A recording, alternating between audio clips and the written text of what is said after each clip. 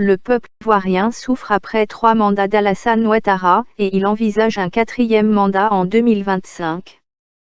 Pourquoi les dirigeants africains n'aiment-ils pas quitter le pouvoir?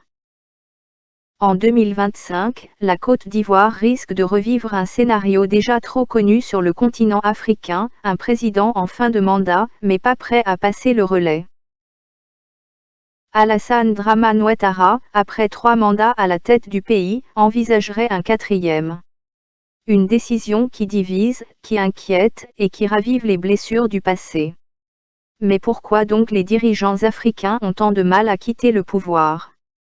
Dans cette vidéo, on plonge au cœur du problème.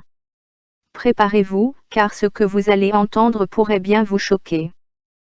Abonne-toi maintenant si tu veux des contenus vrais, sans filtre, sur l'Afrique, la politique et la vérité.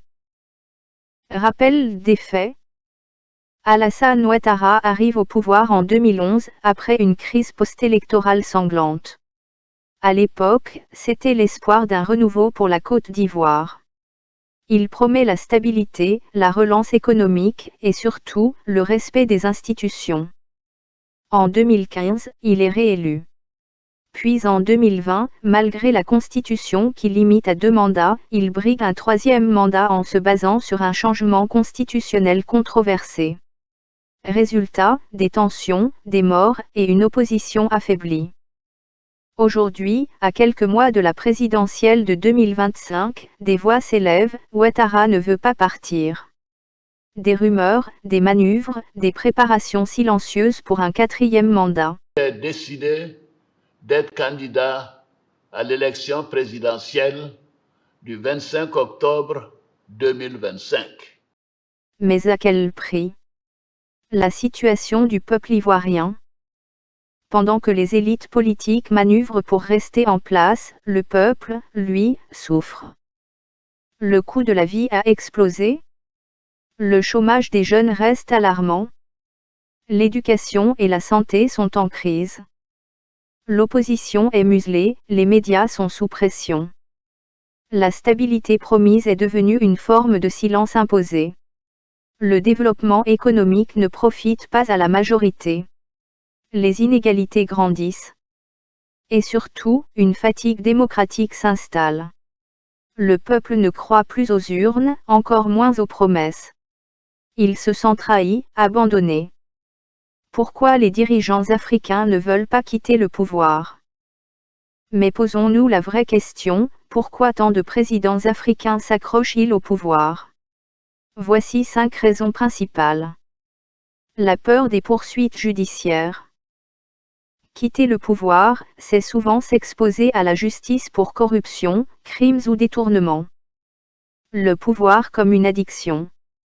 Le pouvoir absolu finit par rendre fou. Être adulé, craint, commandé, c'est difficile à lâcher.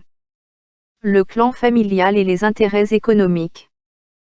Derrière chaque président, il y a des familles, des réseaux, des hommes d'affaires qui ne veulent pas perdre leurs privilèges. La faiblesse des institutions. Quand les cours constitutionnels et les parlements sont contrôlés par le régime, tout devient possible, même l'impossible.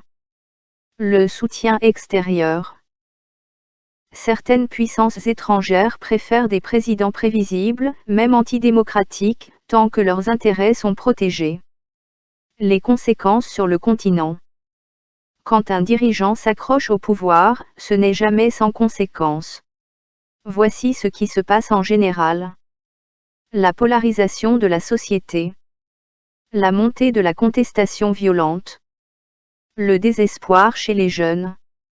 L'augmentation de l'exode vers l'Europe. L'instabilité politique à long terme. L'histoire de la Côte d'Ivoire n'est pas isolée. Regardez le Gabon, la Guinée, le Tchad, le Congo, le Cameroun, l'Ouganda. La liste est longue. Et souvent, ces régimes finissent soit par une révolution, soit par un coup d'État, soit dans le chaos.